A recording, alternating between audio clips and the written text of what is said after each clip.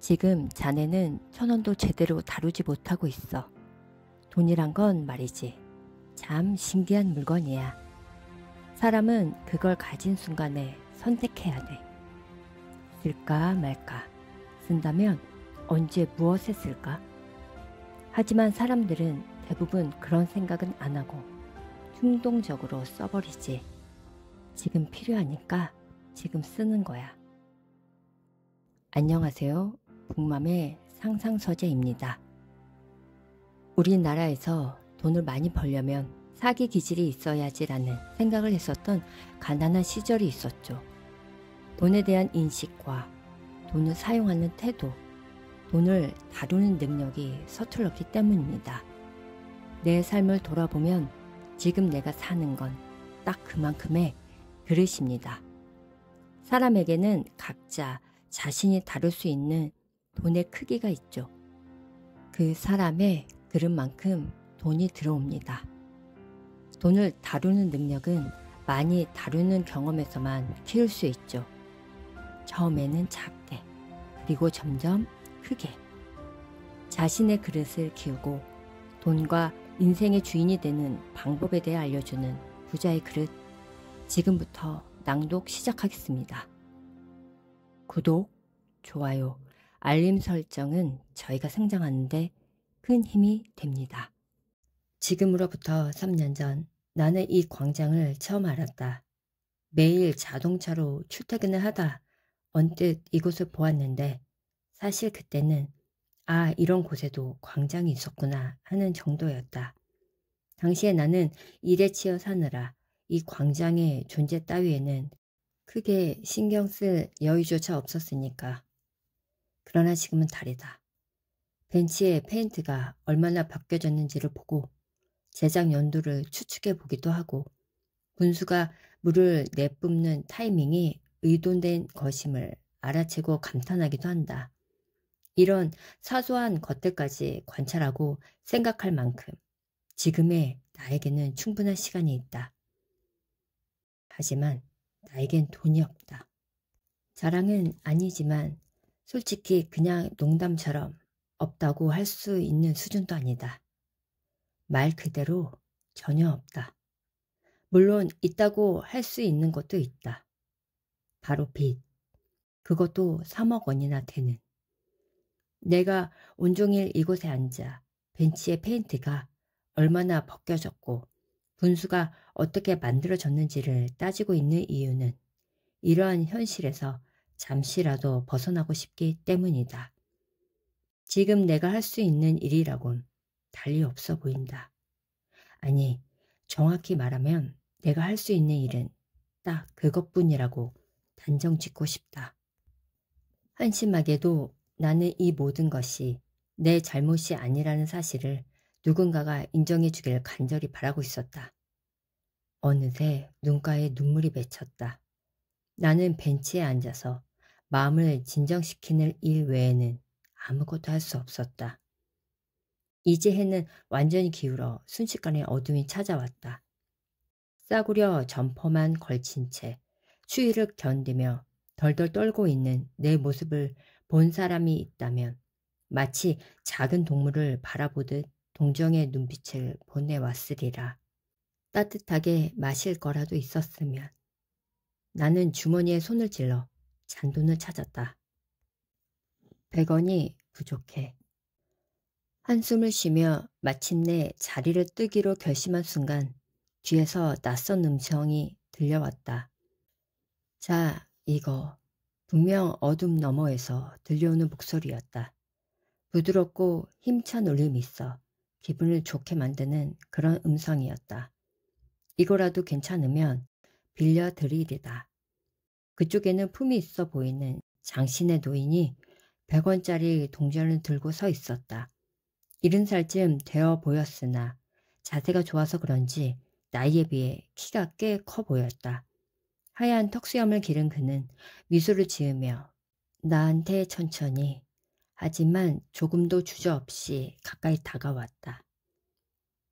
노인은 100원짜리 동전을 내 손에 건네더니 꽉 쥐어주었다. 아무튼 이 100원만 있으면 따뜻한 음료수를 살 수 있다. 이럭저럭 동전을 모두 투입하고 내가 좋아하는 로열 밀크티 버튼을 누르려는 순간 뒤에서 또다시 목소리가 들려왔다. 정말 그걸로 할 텐가? 노인은 천천히 걸어와 자동 판매기의 앞을 막아섰다. 그러니까 정말 이걸로 할 텐가? 노인은 아까처럼 부드러우면서도 박력이 넘치는 목소리로 또박또박 같은 말을 되물었다. 이 사람 뭐야? 그의 이해할 수 없는 행동에 점차 짜증이 나기 시작했다. 고작 100원을 주면서 내가 먹고 싶은 음료수 종류까지 참견하는 건 도저히 참을 수 없었다. 혹시 제가 100원을 받았을 때 영감님께 고개를 숙이지 않아서 언짢으신 겁니까? 그는 역시나 대답하지 않았다. 무슨 말씀이든 해보세요. 이미 늦은 건지도 모르겠지만 이렇게 머리를 숙일 테니 이제 그만 봐주시죠. 나는 이 상황을 넘기기 위해 재빠르게 머리를 꾸벅 숙였다. 하지만 노인은 꿈쩍도 하지 않았다. 그렇다면 머리를 좀 더 숙여보게나. 나는 까짓것 원하는 대로 다 해드리리다 라는 생각으로 자동 판매기를 막아선 그를 향해 다시 머리를 숙였다. 조금 더 깊이 숙여보게나. 나는 화를 퍼부으려다가 꾹 참았다. 순간 아내와 딸 아이의 얼굴이 또렷이 떠올랐기 때문이다. 이렇게 마음의 소리에 귀를 기울이자 냉정을 되찾을 수 있었다. 알겠습니다. 다소 이성을 찾은 나는 차분히 대꾸하며 고개를 더 깊이 숙였다. 그런데 고개를 들려고 하는 그 순간 노인이 건넨 말의 참뜻을 비로소 이해할 수 있었다. 아, 그런 뜻이었구나. 자판기는 모두 3단으로 나누어 진열되어 있었는데 가장 아랫줄, 즉 3번째 단에는 따뜻한 음료가, 그 위의 첫 번째와 두 번째 단에는 차가운 음료가 있었다. 그런데 나는 빨리 밀크티를 마시고 싶다는 생각에 그만 먼저 눈에 들어온 두 번째 단에 차가운 밀크티 버튼을 누르려고 했던 것이다. 겨울에는 자판기에 차가운 음료가 있을 리 없다는 편견과 설령 따뜻한 음료가 있더라도 세 번째 단에 또 밀크티가 있을 리는 없다는 선입견, 더 덧붙이면 빨리 밀크티를 사서 온기를 느끼고 싶다는 욕망이 머릿속을 지배하고 있었던 셈이다. 노인이 나를 제지하지 않았다면 나는 이 겨울에 차가운 밀크티를 마실 뻔했다. 과장처럼 들리겠지만 남한테는 고작 밀크티일지 몰라도 지금 나에게는 세상에 둘도 없는 밀크티다. 잠깐 자네에게 할 말이 있네만. 노인의 말은 나를 바짝 긴장시켰다. 아까 그 100원은 꼭 돌려주게나. 자네가 제기해서 돈을 마음껏 다루게 될 즈음 반드시 돌려줬으면 하는데. 네, 꼭 돌려드리겠습니다. 이 따뜻한 밀크티를 마시게 해주신 그 은혜는 절대 잊지 않겠습니다.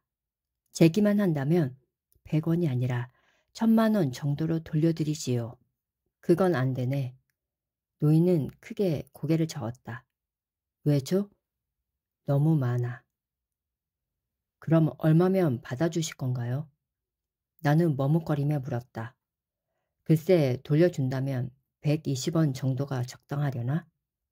네? 120원이요? 이건 어디까지나 성의 문제인데요. 지금 저는 영감님 덕에 이렇게 한숨을 돌릴 수 있었습니다. 1000만 원도 적다는 생각이 드는 때가 온다면 그때는 꼭 그만큼 돌려드릴 테니 그렇게 하게 해주십시오. 그때 생각지도 못한 말이 노인의 입에서 흘러나왔다. 그래서 망했던 거군. 자네는 돈에 대해 몰라도 너무 모르는 것 같아. 건성인데다 갈피를 잡을 수도 없고 순간적인 기분에 휩쓸려서 일을 크게 벌리려고 하지. 그래서 실패한 걸세. 자네는 분명히 그렇게 늘 고작 100원이라고 여기면서 대출을 받아왔을 거야. 아까 자네가 실수로 차가운 밀크티를 사려다가 멈춘 다음에도 자네한테는 세 가지 선택지가 있었지. 하나는 그대로 따뜻한 밀크티를 사는 선택지, 나머지 두 개는 또 따뜻한 밀크티를 사지 않는 선택지지. 여기서 3분 정도 떨어진 슈퍼까지 걸어가서 100원이 필요 없는 밀크티를 사는 선택지. 이렇게 총 세 가지가 있었지. 전 지금 여기서 따뜻한 밀크티를 마시고 싶었다고요. 그래, 자네는 방금 지금이라는 점에 얽매였어. 지금 당장 온기를 느끼고 싶다고 생각했고, 그리고 나한테 돈을 빌려서 밀크티를 산 덕분에 지금 이렇게 재미도 없는 낯선 노인의 이야기를 듣게 됐지. 돈이란 건 말이지 참 신기한 물건이야. 사람은 그걸 가진 순간에 선택해야 돼. 쓸까 말까. 쓴다면 언제 무엇에 쓸까. 하지만 사람들은 대부분 그런 생각은 안 하고 충동적으로 써버리지. 지금 필요하니까 지금 쓰는 거야. 나는 노인의 말을 그저 듣고만 있었다. 어느새 스스로 조커라고 칭하는 그의 박력에 압도당할 것 같았다. 자네는 자칫하면 원하는 것과 다른 걸 살 뻔했어. 그리고 지금이라는 것에 얽매여서 더 싸게 살 수 있는 선택지를 스스로 포기했고, 저 다 맞는 말씀이긴 한데요. 날씨가 너무 추워서 여기를 떠나고 싶지 않았고, 빨리 따뜻한 걸 마시고 싶었어요. 게다가 어두컴컴해서 자판기 글자도 잘 안 보였다고요. 인간이 돈 때문에 저지르는 실수 중 90%는 잘못된 타이밍과 선택으로 인해 일어난다네. 내가 던진 변명 같은 말에 그는 그렇게 대꾸했다. 돈을 잘못 다루는 사람들은 대부분 그걸 깨닫지 못해. 실수를 저질러 놓고 남의 탓으로 돌리거나 자네처럼 날씨나 기온 탓이라고 해버려. 그리고 똑같은 잘못을 몇 번이나 다시 저지르지. 하긴 이 노인이 지금 내 처지와 심정을 어찌 알랴. 하지만 정말 여유가 없었습니다. 영감님 말씀대로 근처 슈퍼에 가는 것조차 힘들게 느껴졌거든요. 돈이란 건 정말 신기하단 말이야. 만약 한 푼도 없었다면 자네가 밀크티를 마시고 싶다는 생각을 했을 것 같나? 포기하고 얼른 집에 가서 주전자에 물을 끓여 뜨거운 물이나 마시고 있겠지. 동전 몇 푼을 가지고 있다 보니 자네는 정상적인 판단은 내리지 못했어. 사람들은 돈이 있으면 무조건 쓰고 싶어지는 모양이야. 지금 자네는 1,000원도 제대로 다루지 못하고 있네. 여유가 없는 상태, 즉 돈이 없는 상태가 되면 사람들의 판단력은 더 흐려져. 모든 걸 자기에게 유리한 대로 해석하려 들지. 머리로 냉철하게 생각하지 않고 말이야. 그리고 조금 전에 자네처럼 서둘러서 돈을 쓰려고 하지. 그렇지만 하는 수 없잖습니까? 여유가 없어진다는 것 자체가 머리가 잘 안 돌아간다는 걸 뜻하는데요. 노인은 과장되게 고개를 절레절레 저었다. 지금까지 했던 이야기로만 보면 분명 맞는 말이야. 하지만 나는 여태껏 쌓아온 경험상 알고 있는 사실이 한 가지 더 있다네. 인간은 자신과 어울리지 않는 돈을 가지고 있으면 반드시 잘못을 저지르게 된다는 거지. 돈의 세계에서는 자기가 보기엔 최고의 경기였다 해도 결국엔 생각지 못한 다른 원인으로 질 수 있어. 그리고 유감스럽게도 프로스포츠 선수 출신이 투자의 세계에 뛰어들어 역전 홈런을 쳤다는 말은 들은 적이 없다네. 그들은 결국 비싼 수업료를 지불한 거라고 볼 수 있지. 참 이상하네요. 사치만 안 하면 평생 먹고 살 수 있는 돈이 있는데 왜 그러는 걸까요? 결국 계속 화려한 생활을 이어나가려고 하는 욕심이나 괜한 승부욕 때문이 아닐까요? 전 자업자득이라는 생각이 듭니다. 아니, 그렇게 단순한 문제는 아니야. 돈에는 이상한 힘이 있다고 하지 않았나? 사람에게는 각자 자신이 다룰 수 있는 돈의 크기가 있거든. 다시 말해, 그 돈의 크기를 초과하는 돈이 들어오면 마치 한 푼도 없을 때처럼 여유가 없어지고 정상적인 판단을 내리지 못하게 되는 거지. 돈은 일종의 에너지야. 열을 내뿜고 있지. 그런데 사람들마다 적합한 최적의 온도는 전부 달라. 에너지가 너무 적으면 차가워서 불편하지만 너무 많아도 지나치게 뜨거워서 화상을 입고 말지. 예를 들어 보겠네. 만약 중학생에게 용돈으로 10만 원을 주면 옷을 사거나 갖고 싶었던 물건을 사면서 잘 쓸 거야. 하지만 1억 원을 주면 어떨까? 분명히 제대로 못 쓸 걸세.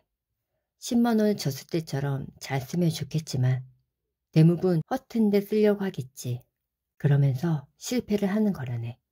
그러니까 돈을 아껴 쓰거나 저금을 하라는 식의 교과서 같은 소리를 하려는 건 아니야.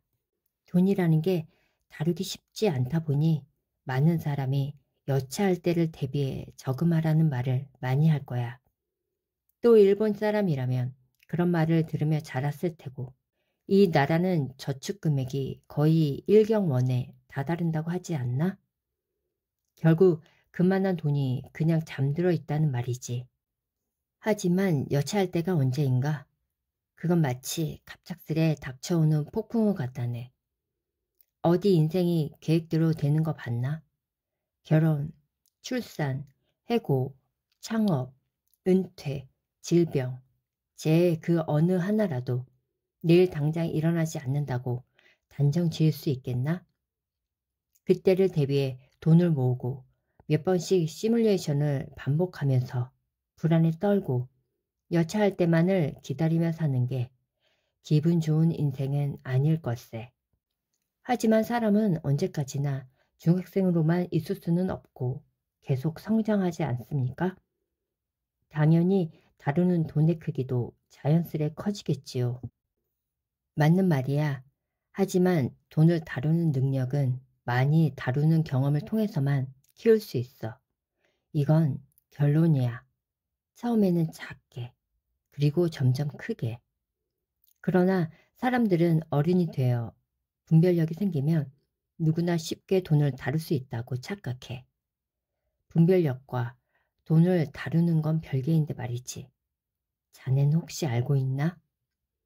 파이낸셜 플래너라고 불리는 사람들 중에 진짜 부자는 거의 없다는 걸. 돈은 그 사람을 비추는 거울이야. 돈은 사람을 행복하기도 하지만 불행하기도 만들어. 때로는 흉기가 되어 돌아오기도 하지. 돈 자체에 색은 없지만 사람들은 거기에 색을 입히려 해. 노인은 나에게 시선을 고정한 채 말을 이어갔다. 내가 처음에 자네에게 돈을 빌려줬을 때 금리를 20%나 붙였어. 법정 최고 금리지. 그런데 그게 바로 지금 자네의 가치라네. 저한테 신용이 없다는 뜻입니까? 그게 무슨 의미인지 알겠나? 돈은 어디서 생겨난다고 생각하나? 글쎄요, 교과서처럼 대답하면 중앙은행이 인수해서 전국에 유통하는 거 아닙니까? 하지만 이 나라 어디에 중앙은행으로부터 공짜로 돈을 받아단 사람이 있나? 그래서 돈은 사람을 비추는 거울이라고 한 걸세. 경제 시스템으로 바라보면 일련의 과정이 있겠지만 자네에게 돈을 건넨 건 실생활과 관련된 회사나 가게 매니저, 고객, 부모님, 친구 중 그 중에 누군가였을 거야. 이처럼 자네에게 돈을 가져오는 건 반드시 자신이 아닌 다른 사람이야. 금리는 자네의 신용도를 나타내는 한 예에 불과하지. 즉, 남이 자네를 어떻게 보는지가 자네의 통장에 나타난다는 걸세. 나는 깊이 한숨을 내쉬었다. 그야말로 절망적인 말이다. 이 노인은 정말 나에 대해 뭔가 알고 있는 걸까? 죄송합니다, 어르신. 말씀을 안 드렸습니다만 저는 거의 3억 원에 달하는 빚이 있습니다. 사업에 실패했거든요. 그랬군. 노인은 별일도 아니라는 듯이 내가 한 말을 흘려버렸다. 빚 자체는 나쁜 게 아니야. 만약 자네에게 연간 3억 원의 수익이 났다면 나는 아무 의견도 내놓지 않을 걸세. 연간 3억 원이라. 한때는 저에게도 그게 그저 꿈 같은 숫자가 아니었지만 지금은 수입이 전혀 없습니다. 얼마 전까지만 해도 설비와 기자재는 남아 있었지만 그것마저 돈으로 바꿔서 지금은 정말 땡전 한 푼도 없습니다. 남들이 겪지 못한 걸 경험한 것 같네만 그 경험을 누군가에게 파는 건 어떻겠나? 실패한 사업가의 경험을 누가 산다는 겁니까? 그거야 그 경험을 미천으로 책이라도 쓰면 되지 않겠나? 베스트셀러가 되면 인세가 들어올 것 아닌가? 실패한 경험은 소중하니까. 돈이 만능은 아니지. 하지만 돈을 다루는 방법을 바꾸면 인생도 바꿀 수 있어. 지금의 자네가 거기에 해당하는지는 모르겠지만 돈이 없는 사람은 의심이 많아서 좀처럼 남을 믿지 않고 흠부터 찾으려고 하지. 남을 믿지 못하면 신용을 얻지 못하는데도 말이야. 자연히 돈은 그 사람을 피해서 돌아가게 되고 인생이 변하는 건 순식간이거든. 나는 자네의 조커로서 이곳에 나타났어. 혹시 내가 한 말 중에 의문이 들었던 건 없나? 나는 노인이 한 말들을 떠올렸다. 인간이 돈 때문에 저지르는 실수 중 대부분은 잘못된 타이밍과 선택으로 인해 일어난다. 사람마다 다룰 수 있는 돈의 크기가 다르다. 돈을 다루는 능력은 많이 다뤄봐야만 향상된다. 돈은 그 사람을 비추는 거울이다. 돈은 신용이 모습을 바꾼 것이다. 설령 내가 지금 자네에게 현금 3억 원을 줬다고 해보게. 그걸 자네는 어떻게 쓸 텐가? 분명 먼저 빚을 갚겠지. 하지만 그게 끝이 아니야. 어차피 똑같은 실패를 되풀이하게 되거든. 돈에 농락당하는 수많은 사람들이 걷는 길이지. 이 노인 앞에서 나는 큰 소리를 칠 용기가 없었다. 솔직히 과거로 돌아가서 다시 시작한다 해도 결과는 마찬가지일 것 같다. 아직 이 노인의 정체를 제대로 알지는 못하지만 나는 지난 3년간 있었던 일을 털어놓기로 결심했다. 저는 원래 지방은행에 다니는 은행원으로 심사과 업무를 보았습니다. 고객들이 가지고 오는 사업 계획서나 결산서를 보고 은행에서 얼마나 융자가 가능한지 그리고 융자를 거절할지 말지를 심사하는 부서 말입니다. 은행 업무는 본래 세상에 도움이 되는 일이지. 이를테면 주유소 같다고나 할까? 은행은 기름이 떨어지려는 기업에 기름을 주입해서 달리게 만들어. 주유소와 다른 점은 가득 채운다고 꼭 좋은 건 아니라는 거야. 너무 많거나 적어도 안 돼. 엔진 회전수가 최상이 되게끔 주의를 기울이면서 주유해야 하거든. 게다가 운전을 처음 시작하는 초보 운전자의 차나 고장 날 것 같은 차의 경우에는 주유할 때 더더욱 주의가 필요하지. 따라서 자네는 그 운전자가 사고를 내지 않게 자동차에 잘못된 건 없는지 판단하는 자동차 정비사 같은 역할을 한 거라네. 자네는 왜 은행에 들어갔나? 월급을 많이 준다고 생각했거든요. 어릴 때 저희 집은 경제적으로 여유가 별로 없었습니다. 대학도 장학금을 못 받으면 다니기 힘들었고요. 더 이상은 돈 때문에 고생하고 싶지 않았습니다. 3년쯤 지나 업무에 익숙해지기 시작하면서 점점 하는 일에 불만이 늘어났죠. 일하면서 보내는 시간이 아주 시시하게 느껴졌거든요.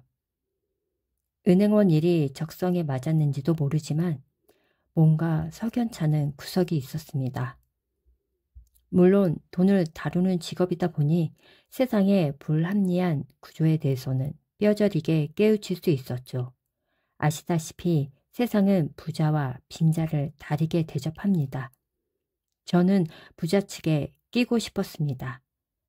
은행원은 부자 측에 가깝다고 생각하기 쉽지만 기껏해야 부자들의 심부름꾼 수준이거든요. 그들을 보면서 기회만 온다면 분명 내가 더 잘할 수 있겠다는 생각이 들었습니다. 그 무렵 저는 엄청나게 많은 책을 읽었습니다. 성공한 실업가가 쓴 경영서나 자기계발서 같은 거요. 성공한 실업가의 책부터 포장마차로 시작해 자기대의 성공을 이룬 사람들의 책까지 다 섭렵했죠. 하지만 별로 도움이 되지는 않더군요.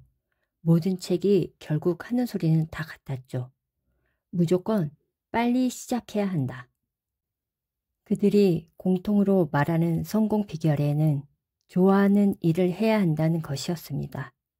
하지만 저한테는 시간 가는 줄 모르게 빠져들 만큼 좋아하는 일은 없었습니다. 좋아하는 걸 하라는 건 사업을 시작하면 생활이 온통 그것 중심이 되기 때문이야. 정말 좋아하지 않으면 해나갈 수 없거든. 하지만 자네는 좋아하는 걸 이미 직업으로 연결한 것 같은데? 돈 말이야. 돈이 좋아서 은행에서 근무한 거 아닌가? 제가 말씀을 못 드렸는데 저희 아버지는 평범한 회사원이지만 제가 고등학생일 때 구조조정으로 실직하셨습니다. 그래서 형편이 많이 어려워져 남들보다 더 돈에 집착했는지도 모릅니다. 대학 시절부터 가능하면 남보다 더 많이 벌고 싶다는 생각으로 가득했으니까요. 노인은 거기까지 듣더니 나에게 질문을 던졌다. 내 인생에도 돈은 중요한 의미가 있어. 나는 내 삶의 대부분을 돈의 성질을 알기 위해 썼다고 해도 과언이 아닐세. 돈이 지닌 서로 다른 이면의 의미를 정확히 알면 자네는 반드시 재기에 성공할 거야. 부자가 생각하는 진짜 리스크는 돈을 잃는 걸까요? 아니지. 부자가 두려워하는 건 돈이 늘지 않는 리스크라네. 성공한 사람들이 하는 말은 언제나 똑같아. 무조건 해라. 좋아하는 걸 해라. 이건 하나의 진실이지. 하지만 이 말들은 사물의 한 면만을 말하고 있어. 스스로 부를 일군 부자들은 한 가지 공통된 사고를 하고 있다네. 인생은 영원하지 않아. 그리고 인생에서 행운이란 건 손에 꼽힐 정도로만 와. 따라서 한정된 기회를 자기의 것으로 만들려면 배틀을 많이 휘둘러야 해. 많은 사람은 바로 이 헛스윙이 무서워서 가만히 있지. 하지만 성공하는 사람들은 배틀을 많이 휘둘러야 볼을 맞힐 수 있다는 걸 본능적으로 알아. 배틀을 휘두르면 경험이 되고 마침내 홈런을 치는 방법을 익히면 행운을 얻으며 홈런을 날린다. 그게 바로 그들의 공통된 생각이야. 예를 들면 250개의 제비 중 한 개만이 10억 원짜리 당첨 제비인 게임을 생각해보게. 그런데 조건이 있어. 제비를 한 개씩 뽑을 때마다 1,000만 원을 내야 하지. 이때 보통 사람들은 어떻게 생각할 것 같나? 당첨될 확률은 250분의 1이니까 그처럼 무모한 건 안 하는 게 좋겠어. 하지만 돈을 얻으려면 이런 발상이 필요하지. 250번 연속으로 뽑으면 언젠가는 반드시 당첨된다. 물론 250번을 연달아 뽑으면 설령 당첨되더라도 적자가 날 거야. 하지만 누구나 제비 뽑기에서 100번 이내에 당첨 제비를 뽑을 정도의 행운은 가지고 있다네. 맞습니다. 은행원으로 살던 시기에 저는 새로운 일을 시작할 계기가 저절로 생기기만을 바라고 제가 그 기회를 만들려고 하지는 않았던 것 같습니다. 그렇게 은행원으로 경력을 쌓고 결혼도 하고 아이까지 생겨 안정된 생활을 보내던 어느 날, 저는 오랜만에 한 친구를 만나게 됐습니다. 친구 오타니는 미국에서 일본 음식이 얼마나 좋은 평가를 받는지 몸소 실감했다고 했습니다.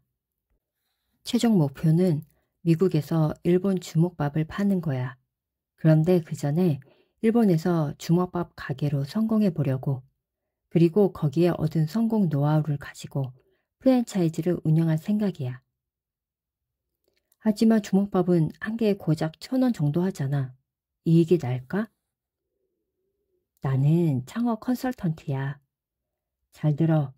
먹는 장사라는 건 한번 궤도에 오르면 상승폭도 커. 왜인지 알아? 비용이 낮기 때문이야. 당시 나는 마침내 기회가 찾아왔다는 확신으로 가득 찼다. 그것은 분명 은행에서 지루한 일을 견디며 오랫동안 기다려온 기회가 틀림없었다. 하지만 식구들이 부담을 더 지게 될까봐 걱정됐기 때문에 대출 없이 시작하는 조건을 걸었습니다. 그렇다면 자네는 빚 없이 시작하면 안심할 수 있다고 생각했던 거로구만. 물론 생각처럼 안 된 것 같네만. 빚이라는 건 정말 신기하단 말이지. 사람에 따라서는 계속 얻는 편이 좋다는 사람도 있고 빚이라면 무조건 싫다는 사람도 있어. 그런데 말일세, 사람들은 회사가 문을 닫거나 개인이 자기 파산하는 원인이 빚 때문이라고 생각하지만 사실은 수중에 돈이 없어지기 때문이야. 사실 이는 경영하는 사람에게는 당연한 말이야. 그런데 보통 사람들은 실패를 빚 탓으로 돌리고 생각을 멈추지. 빚을 진 것 자체를 나쁘다고 생각하거든. 특히 일본인은 빚을 싫어한 나머지 돈의 성질에 대해 배울 기회까지 잃고 있어. 빚만큼 돈을 배우는데 좋은 교재는 없는데도 말이야. 그렇게 비관하지 말게. 아까 말했잖아. 될 때까지 배틀을 휘두르는 경험이 중요하다고. 자네는 한때 경영자였으니 빚에 대해 어떻게 생각하는지 말해주겠나? 네, 매달 지불해야 하는 부채라고 생각합니다. 대차대조표상에서는 대변 부분, 장부상으로는 매달 일정한 지출액이 되는 부분이지요. 맞는 말이야.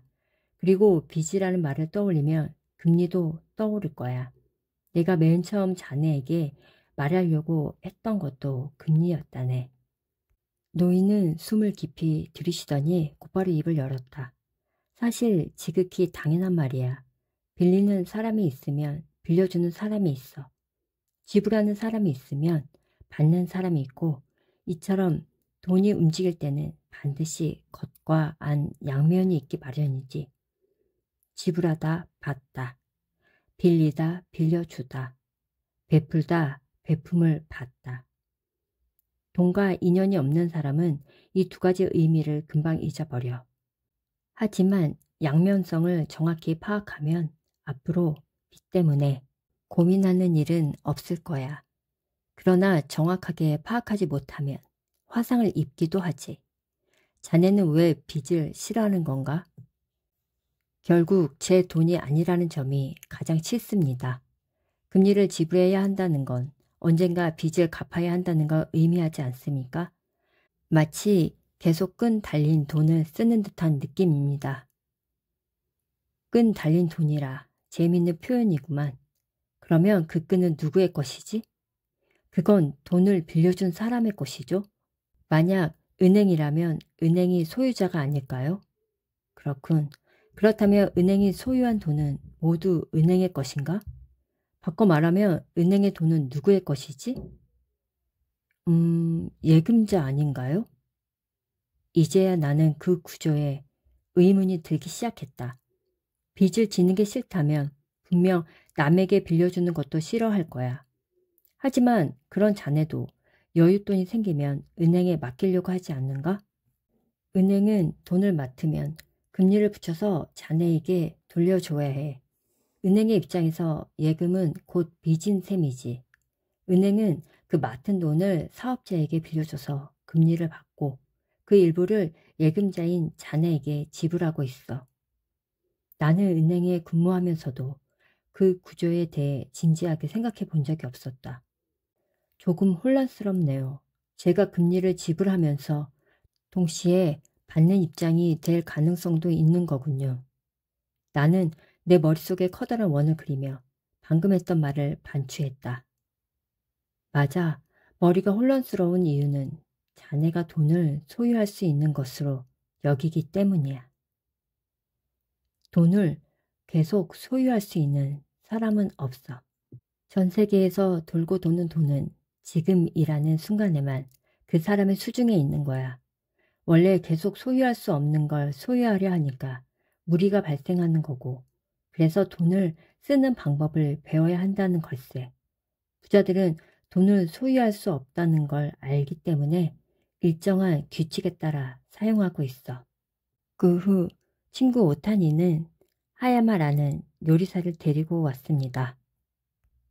그러던 어느 날 저와 오타니를 부르더니 주먹밥 하나를 시식해 보라고 하더군요. 그런데 주먹밥이 혀에 닿는 순간 눈이 크게 떠졌습니다. 밥알과 속 재료가 하나가 되어 입안에 산뜻한 향이 확 퍼져나가는 것이었습니다. 인위적으로는 낼 수 없는 향과 자연스러운 부드러운 맛이 미각을 만족시키기에 충분했습니다. 아직은 시작 단계였지만 저희는 이 사업이 성공할 거라고 확신했습니다. 단순히 초창기에 막연한 느낌은 아니었습니다. 그것은 손님들과 나눈 대화에서 피부로 느낀 현실적인 직감이었죠. 가격을 인상했는데도 매출 개수는 여전히 상승 곡선을 유지했습니다. 지금 생각하면 운이 정말 좋았던 것이지만 당시에는 창업 컨설턴트인 오타니와 은행원이었던 저 능력 있는 요리사인 하야마의 힘이 합쳐진 결과이자 진짜 실력이라고 당연하게 받아들이고 있었습니다. 그리고 저의 관심은 다음 단계인 이걸 어디까지 성공시켜야 하는가로 옮겨갔고요. 그 다음 주에 영업을 마친 뒤 오타니가 저희를 불러서 미팅을 했습니다. 먼저 오타니는 이 기회를 어떻게 살릴 것인가에 대해 이야기했습니다. 저와 하야마는 솔직히 연일 이어지는 대성황에 어쩔 줄 몰라 하며 다음 날을 준비하는 것만으로도 벅찼기에 다른 것은 생각할 겨를이 없었습니다. 하지만 오타니는 가게 운영에는 직접 관여하지 않는 만큼 베이카쿠에 대해 객관적으로 바라보고 있었던 모양입니다. 결국 K역 구내점의 베이카쿠 2호점은 예상보다 빠른 2달 뒤에 개업할 수 있었습니다. 그리고 결과 또한 기대한 대로 대성공이었고요. 그 무렵에 저를 돌아보면 제정신이 아니었던 것 같습니다. 성공을 확신하다 보니 말이나 행동이 점차 대담해졌거든요. 그때의 감각을 아직도 기억합니다. 모처럼 커다란 성공을 눈앞에 두고 있으니 뭐든 하지 않으면 손해라는 생각이 강했죠. 가만히 있는 것만으로도 손해를 보는 듯한 강박관념에 휩싸였고요. 저는 또다시 선택의 기로에 놓였습니다.